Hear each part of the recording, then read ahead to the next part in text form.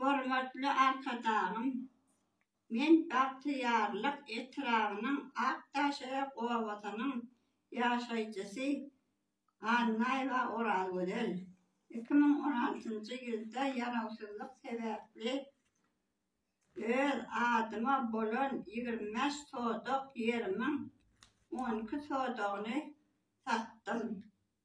Anna Gurbanowa Annagözeliň satyp bol dokumenti düzedip 12 sodok diýip 25 sodogy bütügi öz adyna geçiripdir.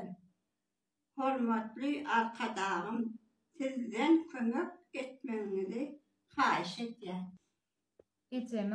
Ejemi alawa salyp gol çekdirýär. 12 sotok diýip 25 sotok ýeri Anna Gurbanowa Annagözel bütügi öz adyna geçiripdir.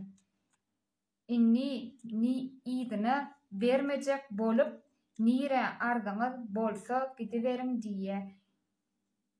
Nire arda essegem elimizden gelýän zat ýok diýip jogap berýär.